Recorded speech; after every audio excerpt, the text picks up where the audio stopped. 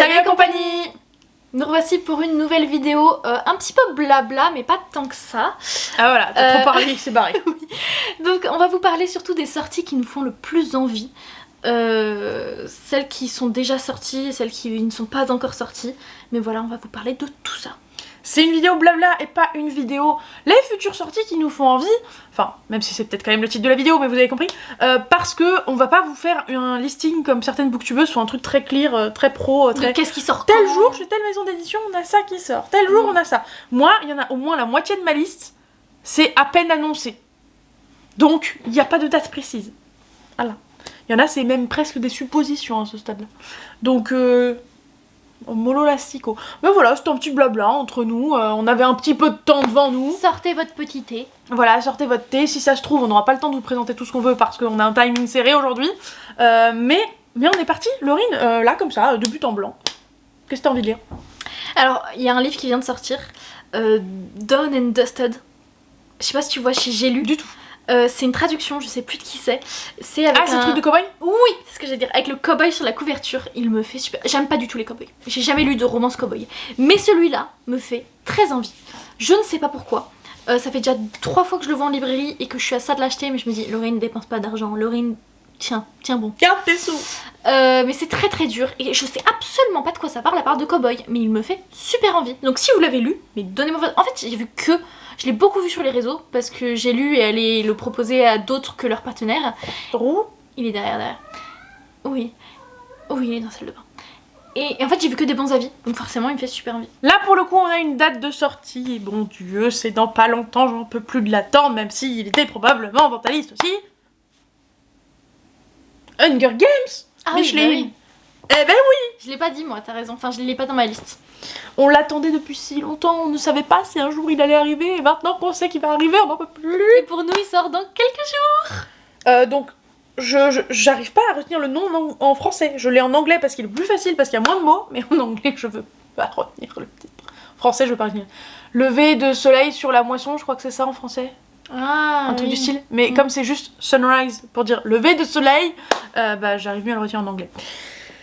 Bref, donc, c'est sur le Haymitch, c'est sur le Hunger Games Haymitch, le truc qui nous donne envie depuis qu'on sait que ce truc existe dans le tome 2 d'Hunger Games. On veut savoir. Ce qui nous intéresse beaucoup plus que Snow, hein, on va pas se le cacher. Non, c'est sûr. Ah oui, ça il y avait pas de doute. Si après il nous fait un tome sur Finnick, mais... Ouais, mais... Moi je veux mon tome sur Finnick. Moi ça m'intéresserait de ouf, mais je l'attends pas. Alors que pour le coup, sur celui sur Haymitch, je l'attendais parce que ça a été limite exprès éludé dans Hunger Games 2 quand on aurait pu avoir le détail complet. Mais oui. Alors que Finnick, il n'y a pas de moment où dans la trilogie de base, on aurait pu voir le Hunger Games de Finnick et en parler. Quoique pourtant, j'imagine qu'ils ont dû le regarder, le Hunger Games de Finnick. Pour les mêmes raisons qu'ils avaient regardé celui d'Haymitch. Oui. Mais bref, donc oui, évidemment, j'ai super hâte qu'il sorte. Évidemment, on a beau être partenaire avec la maison d'édition, on ne le recevra pas en avance parce que c'est une beaucoup trop grosse sortie. Il l'envoie 2 jours avant. Oui, mais il envoie la date de la sortie américaine. Oui, qui est le 18. Le temps qu'on le reçoive... Parfois ça va très vite, parfois le lendemain je l'ai. Ouais, bah écoute, tu auras peut-être un jour d'avance. Je suis pas sûre qu'ils arrivent à l'envoyer le 18. Honnêtement. Ça m'étonnerait. Nous on l'aura en magasin, mais j'aurais pas le droit de le prendre pour autant. Mais de toute façon il arrive chez moi d'abord. Super. Non mais non, en magasin j'aurais pu le piquer et l'acheter une fois qu'il est arrivé dans la réserve, mais si je fais ça, je pense que ma chef me tue. Et je parle à moitié pour de faux. Bref, Laurine, qu'est-ce qui te fait envie? Alors, je ressors mon petit téléphone. Dans les livres qui me font super envie, j'attendais, en fait j'avais vu plusieurs fois la couverture sur les réseaux, et là je l'ai vu en papier aujourd'hui, c'est vrai qu'il est canon. C'est Paper Heart, c'est aux éditions Dragon d'Or. Je crois que je l'ai vu passer hier. Et j'ai oublié le prénom de la personne. D'ailleurs il y avait un super événement, j'ai vu dessus. Et en gros ça parle de... c'est un MM, c'est une romance et il y a du violon. Ça se voit sur la couverture, violoncelle. Mais à part ça je sais pas de quoi ça parle. Mais il est marron. Oui. Il est trop beau, en marron comme ça. Et je crois que c'est un truc du style, le gars il pouvait plus... Enfin, il peut plus aller au conservatoire comme avant, je sais plus pour quelle raison. Et du coup, il s'y entraîne le soir. Et ben ce livre a l'air super bien. Très bien. Voilà. On parlait tout à l'heure en introduction de vidéo, ces livres qui sont très théoriques et dont on n'est pas sûr d'avoir quelque chose à se mettre sous la dent avec. Le tome 4 de Maple Hills C'est-à-dire qu'il n'y a aucun endroit où j'ai vu que c'était une série terminée, et il y a même un endroit sur un site type Livre Addict anglophone, où j'ai vu qu'il y avait un tome 4. Mais il n'y avait pas de couverture, il n'y avait pas d'infos, il n'y avait pas de date, il n'y avait rien du tout. Est-ce que t'es allée espionner sur le compte de l'autrice pour voir si elle l'avait teasé? Non. Je suis pas allée choper l'info jusque-là. Mais de ce que j'ai vu, de ce que je sais, il y aura un tome 4. C'est juste que pour l'instant, il est sorti nulle part. S'il sort, c'est Dana Grace aux éditions BMR. Oui, tout à fait. J'ai beaucoup moins aimé le tome 3, mais je sais pourquoi, et je pense pas que ça se reproduira dans le tome 4. Donc j'ai quand même très hâte de lire ce tome 4. Moi, le dernier que j'ai noté qui était déjà sorti, j'ai vraiment aucune idée de quoi ça parle, mais il est trop beau. Il a un beau jaspage et tout. C'est Nos Destins Infinis, chez Collection R, de Laura Stevens, je crois. Mais Croque-Mou aussi, il le veut, parce que lui, il lira le jaspage. Je sais absolument pas de quoi ça parle, c'est juste que... moi, je sais un peu de quoi ça parle. Je sais que c'est des âmes sœurs qui se retrouvent dans toute leur vie, et lui, je crois que dans toutes ses vies, le mec la bute. Voilà. J'adore. Et là, le truc, c'est que... attends, si je dis pas de bêtises, ses organes ou son sang ou je sais plus quoi peuvent sauver sa sœur dans cette vie-là, et du coup, elle va essayer de le convaincre de pas la buter. Ils se souviennent, eux, à chaque fois? Bah elle oui, mais lui non, je crois, de ce que j'ai retenu. Mais pourquoi il finit toujours par la buter? Je ne sais pas. Mais du coup, voilà, elle va essayer de le convaincre d'attendre un peu avant de la buter, ou voire de pas la buter, tant qu'à faire. C'est mieux. Je l'ai demandé en service presse et la maison m'a dit non. La tristesse de la dame. Ouais. Donc bref, il a l'air trop bien. Ça me paraît absolument évident et inévitable que je dise ce livre-là, mais Rebel Witch, qui est donc la suite de Heartless Hunter, de Kristen Ciccarelli, aux éditions PKJ. J'ai surkiffé, vous n'avez pas loupé l'info. Vous voyez la porte qui bouge derrière. Ah oui, j'avais pas capté qu'il y avait... Moi j'ai vu la porte qui s'ouvrait, mais c'est son jeu préféré en ce moment, il adore les portes. Passion porte. Il y a des enfants qui aiment les trains, les dinos, et bah il y a un chat qui aime les portes. Voilà, c'est comme ça. Donc, oui, la fin, qui n'est pas un cliffhanger, mais que certains qualifient de cliffhanger, a besoin d'avoir ses réponses, a besoin d'avoir sa suite. Tu sais pourquoi j'ai rigolé ou pas? Bah Croque-Mou. Oui, qui sait. Non mais il a dandiné du cul avant, genre vraiment, moi je suis en chasse. Attention, j'arrive. Il a vraiment tortillé du cul. Oui, mais c'est comme ça que je sais quand il va sauter, moi. C'était très très drôle. Ce qui est très drôle, c'est qu'en gros, quand je suis aux toilettes, il se met du coup toujours sur mes genoux. Et j'ai un meuble assez haut maintenant sur lequel il aime sauter. Et donc quand il est... En fait, il saute de mes genoux pour y aller. Et donc je sais qu'il va y aller sans que je regarde. Moi, je suis souvent sur mon téléphone et je sais qu'il va y aller parce que il commence à tâtonner comme ça sur moi. Bref, je trouve ça trop mignon. Et après, il saute. Non mais je te jure, ce chat. Donc oui, revenons à nos moutons, vite fait, Rebel Witch, parce que Rebel Witch. Parce que Rebel Witch, parce que c'est la suite d'un tome 1 que j'ai plus que surkiffé, quoi. Heartless Hunter. C'est probablement la dernière vidéo tournée avec Croque-Mou ever en ce qui me concerne, donc il y en aura moins, déjà. Donc on va le tolérer pour aujourd'hui. Ensuite... Ou pas. Moi, il y a 2 Ellie Hazelwood que j'attends absolument. Il y en a un qui sort le mois prochain. Et il y en a un qui n'a pas de date de sortie. C'est-à-dire qu'il y a Not in Love, donc chez Hauteville, qui sort en avril. Et il y a Deep End, qui n'a pas de date de sortie, puisqu'il vient de sortir aux États-Unis. Donc je sais pas quand est-ce qu'il sortira. Et je sais même pas de quoi ça parle. Not in Love, je crois que c'est assez sexuel comme résumé. Je suis désolée, le résumé il est en anglais, j'ai pas envie de réfléchir en fait. Donc j'ai commencé à lire et puis j'y arrive pas. Juste les prochains Ellie Hazelwood, quoi. Donc voilà, les prochains Ellie Hazelwood, parce que Ellie Hazelwood, donc je les attends avec grande impatience. Surtout qu'il paraît qu'elle en sort 4 en 2025 aux États-Unis. Donc je les attends de pied ferme. Eh ben, c'est beaucoup. Oui. Je l'ai tourné en vidéo tout à l'heure dans un book haul. Je veux la suite de Podam, s'il vous plaît, la suite de Podam. Sinon je vais craquer. D'autres Ziegelmeyer, si j'ai bien retenu son nom, aux éditions Gulfstream. Réécriture de conte de Podan, je pensais que ça s'arrêtait au premier tome, en fait pas du tout. Je n'ai pas la fin de mon aventure avec mes personnages et la romantisie elle est très lentement au point que je suis même plus sûre qu'ils soient embrassés, mais je crois que oui, mais j'ai un doute. Slow burn du slow burn, hein. Slow burn de chez Slow Burn, donc je veux cette suite. Puisque nous sommes quand même dans un blabla, je tenais à vous dire, moi ma meilleure période de l'année en termes de sorties littéraires, depuis déjà au moins 2 ans, c'est autour d'avril. Avril-mai, parce que mes romances de printemps-été commencent à sortir et c'est du coup ma période préférée. On s'excuse pour les bruits de croque-mou là, mais bon. Il est en train de jouer à la baballe. Du coup, là, il y en a 2 principalement qui sortent dans cette période-là et c'est des autrices qui sortent à chaque année à cette période. Donc on a The Long Game d'Helena Armas. Le dernier livre qu'elle avait sorti c'était celui-ci, The American Romance Experiment. Je sais pas si c'est du coup encore un spin-off, du coup le 3ème de la saga ou pas. Je sais même pas de quoi ça parle, je sais que c'est une couverture verte, c'est tout ce que je sais. Mais que c'est elle et que je lui fais 100% confiance et j'adore ces petites romances printanières. Et on a aussi The Rulebook de Sarah Adams, c'est celle qui a écrit The Cheat Sheet. C'est le seul roman traduit d'elle pour le moment, The Cheat Sheet. Et donc celui-ci pareil il sort là au printemps. Et j'ai vraiment hâte de le lire parce que ça devient une des romancières préférées de Jus, qui n'a pas lu The Cheat Sheet mais qui a lu les autres et qui les aime trop. Donc voilà, j'ai vraiment hâte de voir ce que ça donne. On revient du côté théorique de la force, à Cotard 5. Je pense que j'ai pas besoin de justifier outre mesure. Je pense qu'il y a une espèce de suspense sur quels personnages vont être mis en couple dans ce purée de pommes de terre de Tom. Nous avons besoin des réponses, voilà. Donc il y a ça d'une part qui me fait très envie dans Cotard 5, et d'autre part, à l'opposé du spectre, il y a le fait que, pour des raisons que je tairai évidemment, ces univers commencent à se croiser. Et là, en parallèle de ça, je suis en train de lire Keleana. Qui potentiellement, j'ai cru comprendre, il y aura des personnages, voire Keleana elle-même, qui vont apparaître dans Cotard 5 potentiellement.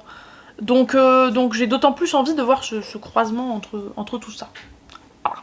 Moi, un livre dont pareil, je sais presque rien, mais il a tellement fonctionné aux États-Unis que je l'attends de pied ferme. C'est The Wrong Bride chez J'ai lu, je crois qu'il sort dans quelques mois. Je sais pas de qui c'est. Et je crois que je sais juste que c'est un mariage arrangé, que c'est une romance. Mais à part ça, je sais rien. Et ça a l'air super bien. Et je connais pas. Le sang et la cendre. Et vous allez me dire, mais Clem, t'es pas à jour. C'est du ringonde. Ouais, qu'est-ce que tu racontes là ? Ça fait déjà 2 fois que j'ai le même problème. La fin d'un tome est trop horriblement cliffhangeresque. Donc j'enchaîne sur le suivant. Et j'aimerais me poncer toute la série d'un coup en fait. Avec les spin-offs ? Parce que ça va te prendre 2 mois là. Mais du coup, ouais, je veux que tout soit sorti. Pour que je sois débarrassée du problème. Et que je puisse me les enchaîner si je veux me les enchaîner. C'est pas fini là le sang et la cendre ? Il y a pas le 5ème qui vient de sortir ? Je crois que le dernier est pas sorti. Ou vient tout juste de sortir, j'ai un doute, mais je crois pas. Moi j'en ai 4, donc il y en a 5 qui sont sortis et je crois qu'il y en a que 5. Il y en a peut-être un 6ème ? Je sais pas, mais de toute façon, il faut l'intégrer avec le préquel, donc moi je suis baisée. Oui, le préquel c'est pas fini. Voilà. Donc étant baisée dans tous les cas, voilà, je veux que cette série finisse pour que je puisse correctement profiter de l'expérience en les ponçant. Merci. Bah, ils sortent assez vite, honnêtement, je crois que c'est un tous les 6 mois. Si on compte fais pas de reproches. Et tout, c'est un tous les 6 mois. Je fais pas de reproches. Ok, je comprends. J'avais dit à Laurine que je n'en avais pas, mais j'y ai pensé tout à l'heure pendant qu'on tournait une autre vidéo et j'ai peur d'oublier parce que je l'ai absolument pas noté. Le seul livre qui est déjà sorti et qui me fait envie, mais que je n'ai pas acheté non plus, qui n'est pas dans ma palle, c'est Le Poche du Pont des Tempêtes. Parce qu'il est trop kiki, il est trop mimi, et d'un bleu absolument fabuleux. Donc vous imaginez bien, moi je suis au taquet. Moi j'ai noté le Assistant to the Villain 2 de Anna Nicole Mairer aux éditions Calix. J'avais tellement aimé le premier tome qui se finit quand même sur un cliffhanger que j'ai tellement hâte de découvrir le tome 2. Donc on est sur une nana qui va devenir l'assistante du vilain, vous vous en doutez. Sauf que quelqu'un essaie de tuer le vilain et du coup ils partent tous les deux à la recherche de qui essaie bien de le tuer. Parce que elle est tellement proche de lui que... par association, elle finit par être proche de la mort elle aussi. Ah oui, d'accord. Moi je croyais qu'on partait sur autre chose là. Comme une bombe qui arrive dans le manoir, tout ça, bref. Et donc on est sur une romance If Fell First. Moi en ce moment, vous savez que c'est mon gros dada. Très slow burn, donc je l'attends mais au tournant. Comme les balles de Croque-Mou qui ne font que tourner. Obviously Onyx Storm, enfin je veux dire, qui ne l'attend pas. Juin. On y est presque, on tient le bon bout. Et toujours aucun spoil de mon côté. Moi non plus. Allez, on est bien. Ouais.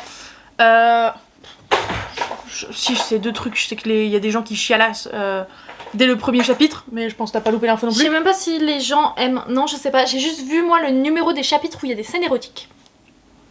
Ok. Donc je sais ça, et je sais que Candice qui l'a lu était en mode non mais les gens sont dans l'excès. Oui c'est tristoun, mais ça va, détends-toi.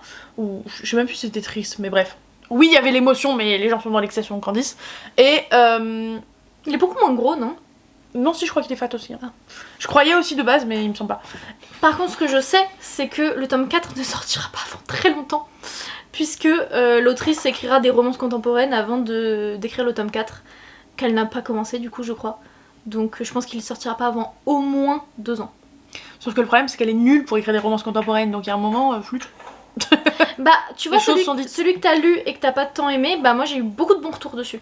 Eh. Ouais, j'ai eu Sam qui l'a adoré. Ouais, j'ai eu beaucoup de bons retours. Bah tu le liras, Et tu me diras. Hein. Fire and Dice, moi il était très bien, j'ai mis 18 je crois. Ah oui, d'accord. Donc c'est moins bon que Force Wing, mais c'est quand même pas mal. Très bien. J'avais peut-être trop d'attentes, mais pour moi, il est vraiment pas... Non. Ensuite, moi j'attends la suite de Bad Ash, quand Ashley devient Bad Ash 2. J'arrive pas à lire. De je sais plus qui chez PKJ. Moi j'ai lu les 2 premiers tomes et le tome 3, j'ai quelques petits insides, il sort dans pas si longtemps que ça. Et je l'attends. De pied ferme. Mais oui, parce qu'il y a une sorte de cliffhanger à la fin du 2. Et je suis en mode, mais comment ils vont faire?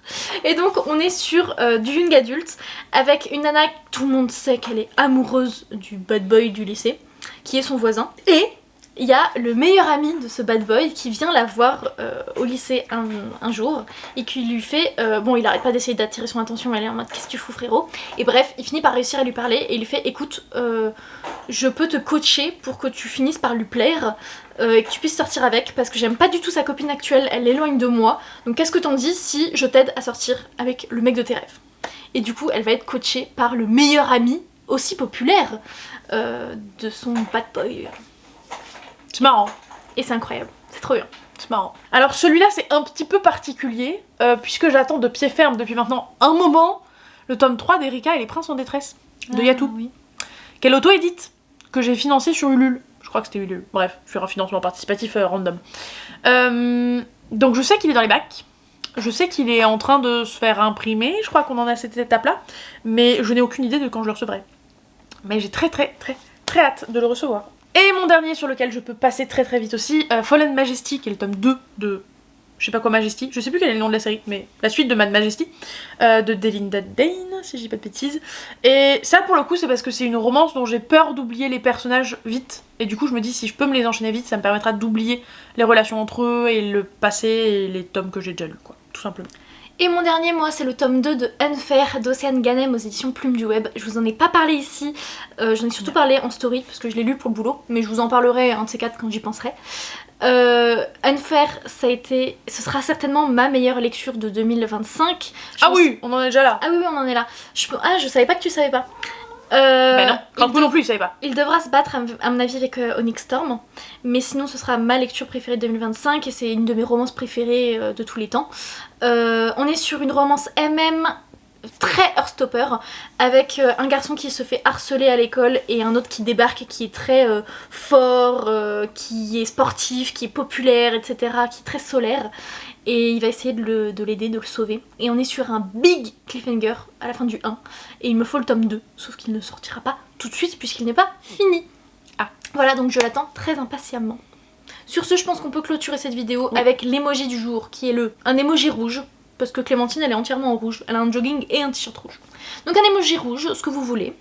Sur ce, mettez un petit pouce en l'air. Et un commentaire. Dites-nous quelle sortie vous attendez le plus. Et on vous dit à bientôt. Ciao.